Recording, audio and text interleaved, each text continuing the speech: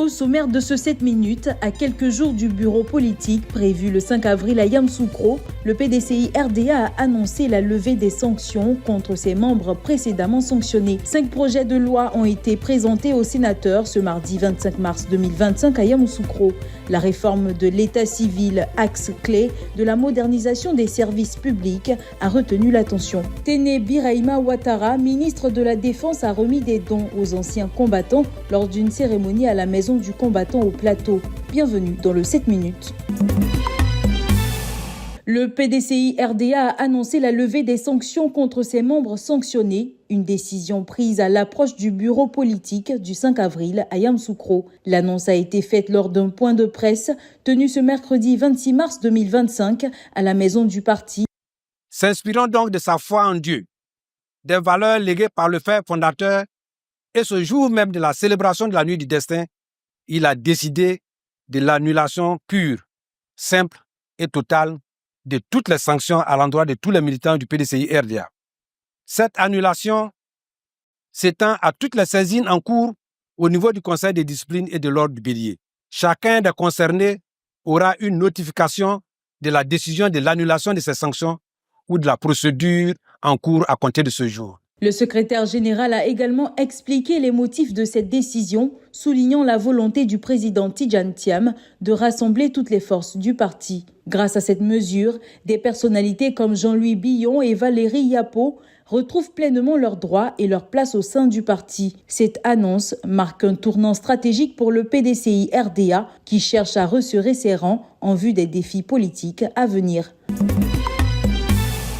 Les projets de loi examinés en commission les 13 et 14 mars 2024 ont été présentés aux sénateurs le mardi 25 mars 2025 à Yamoussoukro en présence de la présidente du Sénat, Kandia Camara. La réforme de l'état civil a particulièrement retenu l'attention, soulignant son rôle clé dans la modernisation des services publics. Je voudrais que nous puissions tous nous engager dans la sensibilisation afin de faire en sorte qu'il n'y ait aucun enfant ivoirien non déclaré à la naissance. Pour que chaque enfant ivoirien ou chaque enfant vivant en Côte d'Ivoire ou né en Côte d'Ivoire puisse avoir un extrait de naissance pour pouvoir mener sa vie, à commencer par sa vie scolaire et estudiantine. Et puis évidemment, vous savez bien que pour avoir d'autres documents, même la carte CMU, pour être en bonne santé. Après des échanges approfondis, les 5 projets ont été adoptés à l'unanimité, réaffirmant ainsi l'engagement du Sénat pour un cadre juridique plus efficace et une meilleure administration de la justice. C'est une grande première sur la baie du Banco. De nombreux fidèles musulmans et chrétiens ont pris part à la rupture collective du jeûne.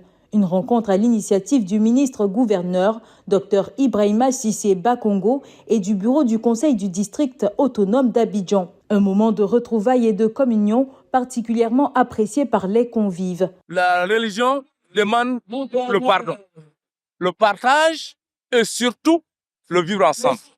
Nous souhaitons bonne santé au président de la République, sans oublier bien sûr notre valable du ministre-gouverneur qui nous a permis d'être là ce soir. Aujourd'hui, nous sommes rassemblés, nous avons mangé ensemble, nous avons bu ensemble, nous avons été heureux ensemble.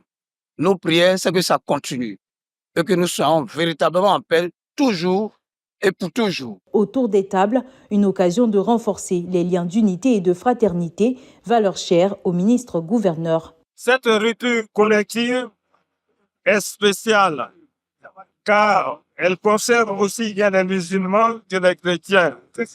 Car là, le très clément, le tout miséricordieux, agrée notre jeune, que la paix règne sur notre beau pays, afin que le développement durable continue. Comme en 2024, cette année 2025 voit à nouveau les communautés musulmanes et chrétiennes observer ensemble le Ramadan et le Carême. Ces périodes marquées par une ferveur spirituelle, d'élan de piété et de partage dans un esprit de cohésion et de solidarité.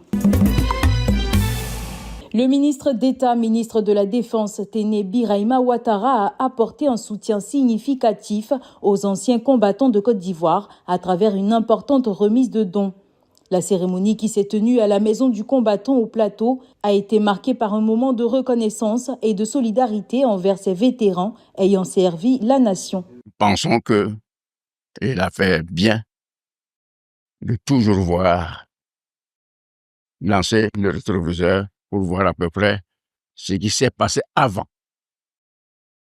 C'était la tenue compte des devoirs que nous avons remplis dans ces guerres que nous avons faites à l'époque. Et penser à ça, ça nous va droit au cœur et nous tenons que le remercier à tout moment. Je voulais dire merci au président de la République. C'est lui qui pense aux veuves.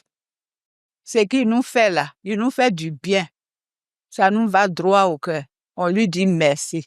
Merci pour tous les dons qu'il envoie pour nous. On lui dit vraiment merci. Que Dieu le bénisse. Que Dieu lui donne une longue vie. Les anciens combattants ont reçu des denrées alimentaires essentielles, notamment des sacs de riz, de sucre, des pâtes alimentaires, des cartons de tomates et du lait. Ce geste vise à améliorer leurs conditions de vie et à témoigner de la gratitude de la nation pour leur engagement et leur sacrifice. Nous sommes là pour remercier le président de la République parce que sans lui, vous vous rendez compte, en Afrique ici, c'est le président de la République, Alassane Ouattara, qui nous fait ça parce que les autres pays, là, on sait bien que ça va pas. Or, chez nous, on nous paye avec les veuves. Avec les veuves, quand les anciens combattants viennent ici, c'est toujours nous donner des dons en argent, aussi bien qu'en vivre. Cette action s'inscrit dans une démarche de soutien continu aux anciens combattants, réaffirmant ainsi la volonté du gouvernement de les accompagner et de valoriser leur contribution à l'histoire du pays. C'est la fin de cette édition. Merci de l'avoir suivi. L'information continue sur 7info et sur www.7info.ci.